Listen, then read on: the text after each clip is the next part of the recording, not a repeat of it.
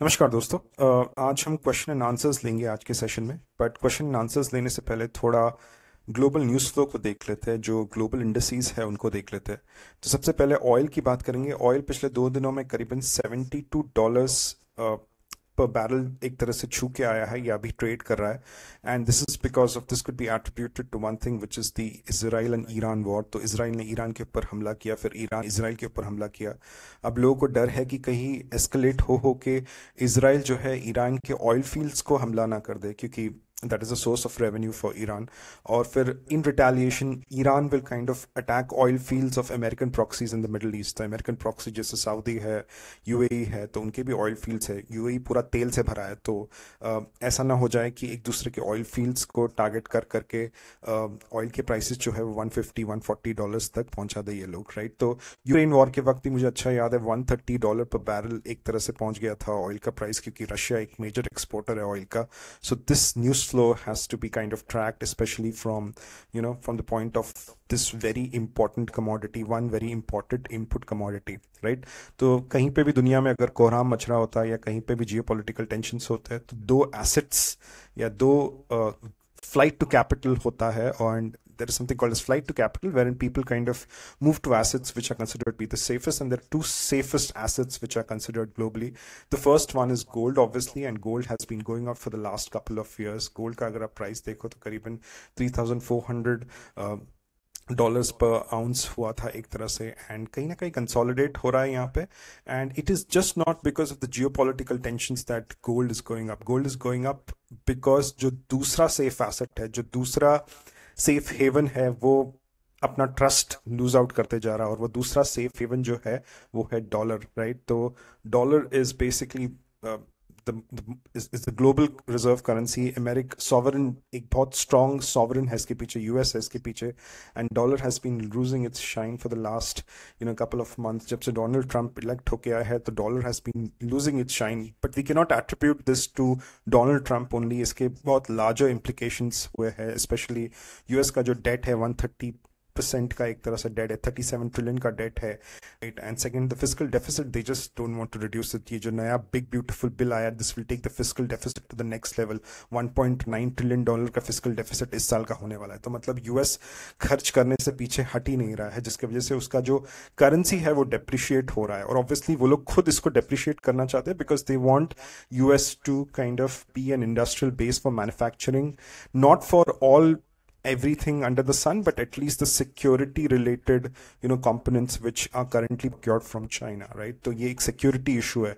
तो अगर dollar appreciated रहेगा या डॉलर अगर महंगा रहेगा, तो manufacturing cannot happen in US. And we are not talking about just about mobile phones or apples. We are talking about components which go into aircrafts, components which go into tanks and everything, which are currently manufactured in China. तो ये एक बहुत बड़ा security issue है। और that's why Donald Trump जो tariffs का जो भी हुआ है, सब कुछ हुआ है, it is aimed at making the dollar cheaper, right? Because if the currency is cheaper, then you can manufacture stuff and you can export it as well, right? If the currency is highly appreciated, तो बहुत दिक्कत हो जाती है manufacturing के लिए। Veg वगैरह बहुत महंगा हो जाता है, you can not manufacture that, right. तो दो दो सेफ एसेट्स है, दो सेफ हेवन्स है, एक तो गोल्ड है, दूसरा डॉलर है। तो डॉलर जो है वो अपना जियोपॉलिटिकल एक तरह टेंशन्स हो रहे, फिर भी डॉलर का प्राइस नीचे जा रहा है। और जो भी एक तरह से कैपिटल फ्लाइट हो रही है वो गोल्ड को हो रही है। थोड़ा एक तरह से जो हार्ड मेटल्स है उसमें भी एक तरह से अगर आप देखोगे एक रैली चल रही है। सिल्वर में एक अच्छी रैली चल रही है, करीबन $36 पर आउंस पे एक तरह से ट्रेड कर रहा है सिल्वर। सिल्वर में कभी मैं इन्वेस्ट नहीं करता, बिकॉज सिल्वर मुझे काफ़ी कॉन्ट्रडिक्टिंग कमोडिटी लगती है। ये जितना मॉनेटरी है उतना इंडस्ट्रियल भी है। जैसे गोल्ड कैसा है, प्रॉपर मॉनेटरी एक एसेट है, राइट, या मॉनेटरी एक हार्ड मेटल है। सिल्वर जितना मॉनेटरी है उतना इंडस्ट्रियल है। तो अगर समझो मुझे इंडस्ट्रियल एक तरह से ट्रेड लेना है, कि मैं समझता हूँ कि आगे जाके ग्लोबल ग्रोथ जो है वो काफ़ी तेज़ी से होगी, यूएस काफ़ी तेज़ी से बढ़ेगा, तो I would rather invest in copper than investing in silver. Because and अगर मुझे लगेगा कि यार रिसेशन आने वाला है या चीज़ें बहुत बुरी होने वाली, then I would stick to gold, right?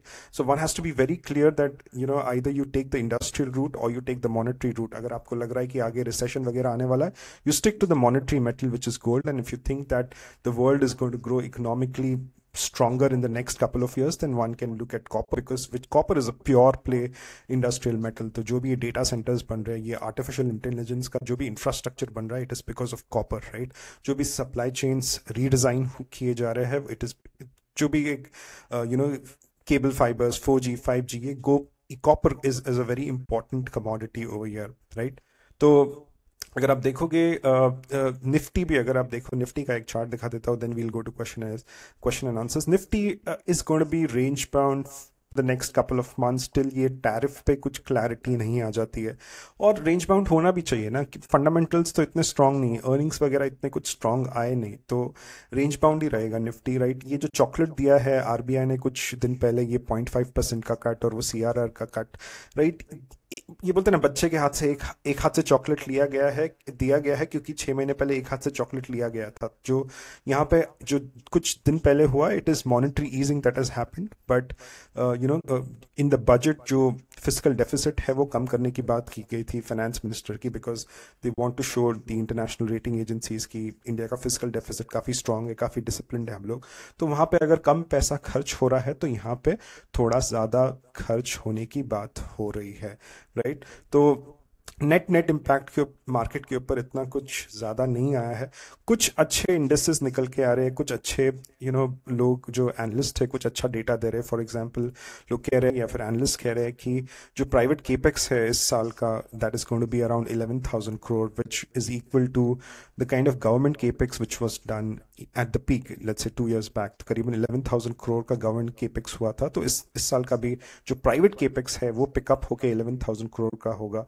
And government capex for this year would be around 10,000 crores. So this would be a big stimulus to the Indian markets over a period of time. But I think if you look at internationally as well, if one is not ready to put money in the US markets, तो अगर आप देखो US markets में 100% में से 67% जो capital flows होते हैं वो US equities को होते हैं. तो 2008 में ये 50% हुआ था, right? But recently when Trump got elected it was 67%. But right now people want to move or diversify from the US economy because dollar का जो issue है, debt issue है, deficits वहाँ पे बहुत ज़्यादा है.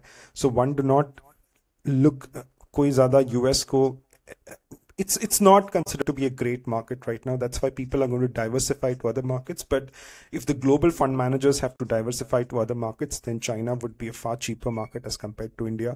And that's why अगले कुछ महीनों में Indian markets जो है वो इतना रैली नहीं करेंगे, एक 15-20% का रैली वगैरह नहीं देंगे, काफ़ी range bound markets रहेंगे. And this is the kind of expectations which we need to have from the markets as well, right? So we'll start with the question and answers. There are two questions, so we'll start with the question and answers. तो सबसे पहली company जो हम analyse करेंगे वो है red tape limited. And Neeraj Kumar Sharma and H. Kohli have asked me to analyze this company, Red Tape Limited, right? तो ये company, for the people who do not know much about Red Tape Limited, Red Tape एक retail brand है जो garments और footwear बेचती है. काफ़ी trendy कपड़े बेचती है, काफ़ी ट्रेंडी फुटवेयर बेचती है, फास्ट फैशन में एक तरह से है ये. एंड करीबन 600 रिटेल स्टोर्स है इसके इंडिया में. एंड पिछले 26 साल से ये कंपनी ऑपरेशनल है. और मिर्ज़ा इंटरनेशनल से, जो कि एक रिनाउंड फुटवेयर कंपनी है, उनसे डीमर्जर हुआ इस कंपनी का 2023 में, राइट. तो इस कंपनी का अगर स्टॉक प्राइस अगर आप देखो तो पिछले एक साल में ये स्टॉक प्राइस बहुत अच्छे से टूटा है. 240 से 120 लेवल्स पे एक तरह से आया है. तो आई थिंक लोगों को समझना है कि ये स्टॉक प्राइस टूटा क्यों है और क्या ये ऊपर फिर से जाने के चांसेस क्या है. तो let's look at the numbers, right. करीबन 7,000 crore का मार्केट कैपिटलाइजेशन इस कंपनी का. पिछले 3 साल का जो कंपाउंडेड सेल्स ग्रोथ है काफ़ी बढ़िया है, 88% का है. स्ट्रक्चरल ग्रोथ कंपनी है, आपकी कंज्यूमर डिस्क्रिशनरी स्पेस में है ये कंपनी. पिछले 1 साल का ग्रोथ जो है वो 10% का है, कम है, राइट. पिछले 3 साल का प्रॉफिट ग्रोथ 80% का है, बट पैट ग्रोथ -3 का है, तो खराब है. इसके वजह से ये स्टॉक प्राइस गिरा है. बट स्टॉक प्राइस गिरने के और भी बहुत सारे कारण है, राइट. इस कंपनी का रिटर्न ऑन कैपिटल एम्प्लॉयड 30% है, रिटर्न ऑन इक्विटी 29% है. तो मतलब अगर बिजनेस 100 रुपये अपने मैनेजमेंट 100 रुपये अपने बिजनेस में लगा रहा है तो 30% का एक तरह से उसका ईयर ऑन ईयर रिटर्न है या प्रॉफिटेबिलिटी है। और कोई इन्वेस्टर अगर इस कंपनी में इन्वेस्ट कर रहा है तो उसको 30% से एक तरह से प्रॉफिट्स बना रहा है इस कंपनी से। बट फिलहाल at least in the last 1 year वो प्रॉफिट्स बन नहीं रहे, राइट। इसका ऑपरेटिंग प्रॉफिट मार्जिन करीबन 16-17% के रेंज में है। नेट प्रॉफिटेबिलिटी थोड़ी कम है, 10% से कम है नेट प्रॉफिटेबिलिटी, राइट। 16-17% से अगर 10% आ गया इसका मतलब ये है कि इंटरेस्ट जो है वो काफ़ी ज़्यादा होना चाहिए। तो अगर आप इंटरेस्ट देखो या फिर डिप्रिसिएशन देखो वो थोड़ा ज़्यादा है, राइट। सबसे प्रॉब्लम यहाँ पे दिख रहा है आपको, 2-3 चीज़ों में प्रॉब्लम काफ़ी भली भांति दिख जाएगा। वो है CFO to EBITDA, राइट।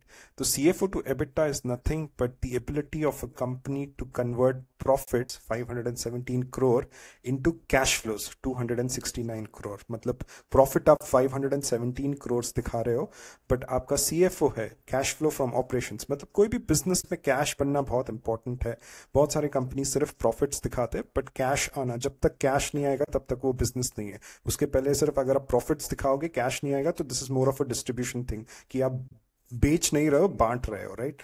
तो CFO to EBITDA इज 0.3। तो CFO to EBITDA कमजोर होता है तो it is couple of reasons where एक तो प्रॉब्लम है कि ना कैश फ्लोज एक तरह से कलेक्ट नहीं कर पा रहे। मतलब माल तो बेचा जा रहा है बट कैश नहीं कलेक्ट हो रहा है। बट थोड़ी तो ये B2B कंपनी है, ये तो एक B2C कंपनी है। जब आप कोई भी दुकान में जाते हो, कपड़े खरीदते हो या फिर फुटवेयर खरीदते हो तो पैसे देते हो और वो फिर फुटवेयर आपके पास आता है, राइट। ये थोड़ी तो B2B कंपनी है कि पहले माल भेज दिया और 6 महीने के बाद फिर आपको पैसे देंगे, राइट। तो रिसीवेबल्स का इशू नहीं है, अगर आप देखोगे रिसीवेबल्स का कोई प्रॉब्लम नहीं है। बट सबसे बड़ा प्रॉब्लम जो होता है ये रिटेल कंपनीज के लिए वो होता है इन्वेंट्री का। तो अगर आप इन्वेंट्री यहाँ पे देखोगे कितना फंसा है, -461 crore, -121 crore, -246 crore, -64। So the capital has got stuck in inventory. मतलब ये कंपनी शायद कुछ ऐसे प्रोडक्ट्स बना रही है जिनको कोई खरीदना नहीं चाहता। मतलब इनका जो भी कंज्यूमर इंसाइट्स का टीम है वो इतना जबरदस्त इंसाइट्स लेके नहीं आ रहा है कि ये ऐसे प्रोडक्ट्स बनाए कि फटाफट वो प्रोडक्ट्स लिक्विडेट हो या डाइल्यूट हो या फिर लोग उसको खरीदे। या फिर कुछ ऐसे प्रोडक्ट्स बना रही है जिनका रिप्लेसमेंट साइकिल बहुत लंबा है। तो मे बी कोविड के बाद लोगों ने आके जूते चप्पल खरीदे, उसके बाद अब वो जूते चप्पल वेयर एंड टेयर होगा उसका 2-3 साल में, उसके बाद ये खरीदेंगे लोग FY26 से FY27 में, whatever the reason could be. But इस कंपनी में रिसीवेबल्स का प्रॉब्लम नहीं है क्योंकि ये नेगेटिव वर्किंग कैपिटल साइकिल पे चलती है। तो पहले पैसे आप देते हो दुकान में, फिर आप जूते या चप्पल जो भी कपड़े हैं फिर उसको पहनना शुरू करते हो, राइट। इसमें प्रॉब्लम है इन्वेंट्री का। तो रिटेल कंपनीज के आप जब भी एनालाइज करोगे, एक कंपनी को मैंने एनालाइज किया है ट्रेंट, राइट। उसमें मैंने एक प्लेबुक दिया है कि किस तरह रिटेल कंपनीज को एनालाइज करते हैं। ट्रेंट का मैं नीचे एक लिंक लगा दूंगा but I'll just repeat whatever I've said in that video कि there are two metrics which we need to look at when we analyze retail companies, right? एक तो inventory turnover ratio कि inventory कितना फटाफट एक तरह से कंपनी डाइल्यूट कर रही है। तो इसका inventory turnover ratio एक तरह से खराब हुआ है, 2.5 से 1.7 हुआ, राइट। अगर इन्वेंट्री डेज देखे वो इंप्रूव हुआ है, मतलब माल लिक्विडेट किया जा रहा है तो डिस्काउंट देके फटाफट निकाला जा रहा है माल, तो इन्वेंट्री डेज कम हुए हैं। But if you look at the inventory over year it has grown 4 times. तो लिक्विडेट, डिस्काउंट करके लिक्विडेट करना inventory, that's not a great strategy. मतलब आपको पता नहीं आप क्या प्रोडक्ट्स बना रहे हैं, या तो फिर आप ऐसे एक डिजाइनर प्रोडक्ट्स बना रहे हैं कि जो आपको इन्वेंट्री में बहुत वक्त तक रखना पड़ेगा। बट मुझे लगता है डिजाइनर प्रोडक्ट्स बनाने के लिए वो कस्टम मेड होते हैं। जो लगता है ये फास्ट फैशन है, राइट। और फास्ट फैशन में अगर आप माल निकाल नहीं पा रहे तो या फिर आपने स्टोर्स गलत जगह पे खोले हैं या फिर आपके प्रोडक्ट्स वो है जो आउटडेटेड हो चुके हैं। आपका जो कंज्यूमर इंसाइट्स टीम है वो अच्छे इंसाइट्स लेकर नहीं आ रहा है, राइट। तो one is the inventory turnover ratio. तो inventory turnover ratio is very important. Inventory बहुत ज्यादा होगी तो आपका जो शॉर्ट टर्म डेट है वो भी ज्यादा होगा। तो इस कंपनी का शॉर्ट टर्म डेट जो है, जो इंटरेस्ट का मैंने P&L पे बताया कि अच्छा कॉन्ट्रीब्यूशन है, it is because of the short term debt कि यार इन्वेंट्री मेंटेन करने के लिए पैसा चाहिए, राइट। मटेरियल खरीदने के लिए पैसा चाहिए। लॉन्ग टर्म डेट ज्यादा यहाँ पे नहीं है, but short term debt is a lot, right? The second metric, which is very important metric, is NFAT, which is net fixed asset turnover. How fast, या फिर बहुत सारे लोग इसको सेम स्टोर सेल्स ग्रोथ बोलते हैं कि आपके पास जो भी एसेट है, आपका स्टोर जो है वो एसेट है आपका, कितना ज्यादा रेवेन्यू आ रहा है उस स्टोर से। मैकडोनल्ड्स में भी यही फंडा लगता है, जो भी रिटेल कंपनीज है, सारी रिटेल कंपनीज में यही फंडा होता है कि आपने स्टोर सही लोकेशन पे खोला है या नहीं, आप कितना एफिशिएंटली वो स्टोर चला रहे हो। तो if you look at the net fixed asset turnover, it has gone down from 4.4 to 3, and one of the biggest reasons is that the net fixed assets have gone up like 2x, 304 crore से 717 करोड़ है। मतलब company जो है वो नए नए outlets खोलते जा रही है, फटाफट आउटलेट्स, एकदम मैसिव एक्सपेंशन स्ट्रीम है, बट वो आउटलेट्स जो है उतना रेवेन्यू एक तरह से कमांड के दे नहीं रहे हैं इस कंपनी को, राइट। तो इस कंपनी के ये दो मेजर इश्यूज या फिर ये दो मेट्रिक्स देखने चाहिए। बट इन्वेंट्री टर्नओवर या इन्वेंट्री जो है, this is one of the biggest kind of the issue with this company, right? FCF negative company है, free cash flow negative company है, स्मॉल कैप है। मैं नहीं एक्सपेक्ट करता हूँ कि FCF पॉजिटिव हो। बहुत बहुत रेयर स्मॉल कैप्स होते हैं जो FCF पॉजिटिव होते हैं और उनका वैल्यूएशन भी ज़्यादा हो, बिकॉज मार्जिन ऑफ सेफ्टी जब किसी स्टॉक में होती है तो उसको ज़्यादा वैल्यूएशन दिया जाता है, राइट। तो री इन्वेस्टमेंट रेट इस कंपनी का काफ़ी स्ट्रॉन्ग है, 184% का है, राइट। इक्विटी ज़्यादा डाइल्यूट नहीं की है इस कंपनी ने, एंड इसमें अगर आप देखोगे काफ़ी कम FII DII स्टेक्स है, राइट। और इस कंपनी का जो पी है वो 42 का है, राइट। ज़्यादा है पी। तो ये स्टॉक प्राइस तब ऊपर जाएगा जब ये पूरा इन्वेंट्री क्लियर होगा एंड इसमें फिर से प्रॉफिटेबिलिटी आएगी, तब ये स्टॉक प्राइस ऊपर जाना शुरू होगा। So this was the first company, right. The second question was asked by hazard gaming. Hi sir, what is your opinion on कैम stock, is it good for long term, right. तो मैंने कैम्स का भी fundamental analysis किया है। CAMS is basically a very cyclical stock. मैं इसको cyclical stock इसलिए बोल रहा हूँ बिकॉज कैम्स का जो 75% रेवेन्यू जो आता है वो आता है म्यूचुअल फंड्स AUM, राइट। तो अगर म्यूचुअल फंड्स के एसेट्स अंडर मैनेजमेंट बढ़ रहे हैं तो सब कुछ सही है, कैम्स का जो स्टॉक प्राइस है वो भी अप्रिशिएट करेगा, सब कुछ अच्छा होगा, राइट। तो कैम्स के 75% म्यूचुअल सिप्स जो करते हैं, SIPs जो करते हैं, उनके अगर अच्छा एक तरह से मार्केट रिटर्न्स मिल रहे हैं, मार्केट ऊपर जा रहा है, जैसे 2024-25 तक एक तरह से मार्केट्स ऊपर जा रहे थे, तो तो SIPs हो रहे थे, रिडेम्पशंस बहुत कम हो रहे थे। तो कैम्स जो है which does back and services for the people who do not know much about camps, तो ये जो म्यूचुअल फंड कंपनीज होते हैं, एसेट मैनेजमेंट कंपनीज होते हैं, जैसे मोतीलाल ओसवाल, HDFC लाइफ वगैरह, राइट। इनका जो जब आप कोई भी म्यूचुअल फंड के लिए अप्लाई करते हैं तो आपका जो फोलियो बनता है, राइट, फोलियो नंबर आपके साथ शेयर होता है, NAV शेयर होता है, जो भी बैक एंड काम है वो कैम्स करता है। CAMS बैक एंड जो काम है वो कैम्स करता है। तो मैं कैम्स का 1 मिनट आपको प्राइस पे दिखा देता हूँ, चार्ट दिखा देता हूँ। तो कैम्स का अगर आप देखोगे पिछले 4-6 महीनों में ये काफ़ी नीचे गया है, मार्च 2025 में। इट्स बिकॉज ऑफ फैक्ट कि स्टॉक मार्केट एक तरह से नीचे गया। स्टॉक मार्केट में बहुत सारे हेडविंड्स दिखे, ओवर वैल्यूएशन, ग्लोबल जो भी डॉलर अप्रिशिएट हो रहा था, बॉन्ड यील्ड पर जा रहे थे। तो स्टॉक मार्केट जब नीचे गया तो लोगों को, इन्वेस्टर्स को लगा कि यार स्टॉक मार्केट में पैसा डाल के कुछ ज़्यादा पैसा बनने नहीं वाला है, तो बहुत सारे रिडेम्पशंस हुए, सिप्स कम हुए। तो बट कहीं ना कहीं एक बिहेवियरल चेंज आया है इंडियन रिटेल इक्विटी इन्वेस्टर में कि बहुत लॉन्ग टर्म के लिए इन्वेस्ट करते हैं। इसलिए मैं कहूंगा कि कैम्प्स जैसा स्टॉक है, it's a very good stock, क्योंकि अगर इसका मैं फंडामेंटल एनालिसिस करूं तो ये बहुत, किसी भी मेट्रिक पे अगर मैं देखूं तो ये स्टॉक कभी फेल नहीं हो रहा है, राइट। मतलब सारे मेट्रिक्स पे ये स्कोर कर रहा है। मतलब बच्चा जो फर्स्ट आता है क्लास में वो बच्चा है ये, राइट। पिछले 5 साल का 15-16, पिछले 1 साल का सेल्स ग्रोथ 27%, बढ़िया है। पिछले 1 साल का जो प्रॉफिट ग्रोथ 35% है, पिछले 5 साल का 23 है, ये भी बढ़िया है। Return on capital employed, return on equity, long term जो आपके सस्टेनेबिलिटी मेट्रिक्स है, 54%, 44%, बढ़िया है, राइट। आपका ऑपरेटिंग प्रॉफिट मार्जिन देखो तो 50% ऑलमोस्ट इसका ऑपरेटिंग प्रॉफिट मार्जिन है, 46% यहाँ पे लिखा है मैंने, राइट। और ऐसा भी नहीं कि कोई सिक्लिकल है, पूरा एक्सपैंड होते जा रहा है, 46% का ऑपरेटिंग प्रॉफिट मार्जिन है। बिजनेस में नेट प्रॉफिटेबिलिटी भी जबरदस्त है, 10% से ज्यादा है, राइट। CFO टू EBITDA भी सॉलिड है, 0.7 है। तो ये एक B2B मॉडल पे काम करता है। जो इनका रेवेन्यू आता है ये सब asset management companies, mutual fund companies से ही आता है। तो 0.7 का CFO टू EBITDA है। मतलब कंपनी अगर कैश फ्लोज जबरदस्त दिखा रही है तो इसका मतलब प्रॉफिट जबरदस्त दिखा रही है, तो कैश फ्लोज भी इसके जबरदस्त है। तो CFO EBITDA, margin of safety इस कंपनी में जबरदस्त है। एक तरह से अगर आप देखो यहाँ पे मार्जिन ऑफ सेफ्टी 2098 का एक तरह से फ्री कैश फ्लो है इस कंपनी में। एक मिनट, 20 98 का फ्री कैश फ्लो है, री इन्वेस्टमेंट रेट थोड़ा ठीक ठाक है, 20% का है, ऑलरेडी बहुत ज़्यादा काम कर चुकी है ऑलरेडी ये कंपनी, इतना कुछ अभी एग्रेसिव है नहीं, राइट। ऐसा कोई मेट्रिक नहीं है जिसमें मैं कह सकता हूँ कि ये एक खराब कंपनी है, राइट। इसमें इंस्टीट्यूशनल इक्विटी तो भर भर के दुनिया का जो भी FIIs है सारे इसमें है, DIIs सारे म्यूचुअल फंड से लेके बैठे, तो ये काफ़ी एक स्ट्रॉन्ग स्टॉक है। मतलब एक तरह से जो नेस्ले वगैरह एक तरह से एक वक्त में हुआ करते थे वैसा ये स्टॉक है। इसका करंट पी जो अगर मैं बोलूँ वो 46 का है, बट ऐसा भी नहीं है कि पिछले 5 साल का पी 20 का है, पिछले 5 साल का भी 45 का है, पिछले 10 साल का भी 45 है। जब ये बुल रन शुरू नहीं हुआ था उसके पहले भी 45 का एक तरह से पी था इसका, राइट। तो पिछले 1 साल में इस स्टॉक प्राइस में या पिछले 6 महीने में इस स्टॉक प्राइस के पी में कुछ गिरावट आई थी, स्टॉक प्राइस भी एक तरह से कम हुआ था।